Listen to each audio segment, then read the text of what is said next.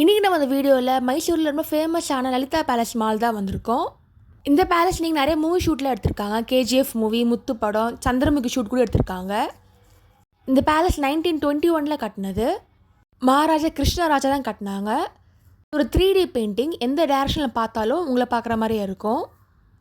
இந்த பேலஸ் அவங்க சிஸ்டர் லலிதாக்காக கட்டின பேலஸ். 1974 இதில் ஹெரிட்டேஜ் ஹோட்டலில் மாற்றிட்டாங்க. இங்கே 2 மாடி இருக்குது. இப்போ பார்க்குறது டைனிங் ஏரியா.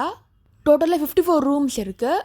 ரூம் ரேட் பார்த்தீங்கன்னா 5,000 ஆரம்பித்து 30,000 வரைக்கும் இருக்குது. இந்த பேலஸ் நீங்கள் ஸ்டே பண்ணாமலே நீங்கள் பார்க்கலாம். அதுக்கு என்ட்ரி சார்ஜ் 100 ரூபா தான் சார்ஜ் பண்ணுறாங்க. டைமிங் பார்த்தீங்கன்னா 10 AM to 6 PM. இப்போ இந்த ஹோட்டல் ஐடிசி வாங்கினா சொல்கிறாங்க. இதுக்கப்புறம் ரெனோவேஷன் நடக்கலாம். இந்த பேலஸ் எக்ஸாக்டாக எங்கே இருக்குன்னா சாமுண்டி ஹில்ஸ் கோவில் பக்கத்துலேயே தான் இருக்குது. இந்த பேலஸ் அந்த காலத்துலேயே கட்டுறதுக்கு 13 lakhs செலவு பண்ணியிருக்காங்க. இந்த இடத்துல சந்திரமுகியில் டான்ஸ் சீக்வன்ஸ் எடுத்துகிறாங்க. மட்டும் இல்லை, ஏகப்பட்ட மூவி ஷூட்டிங் எடுத்திருக்காங்க.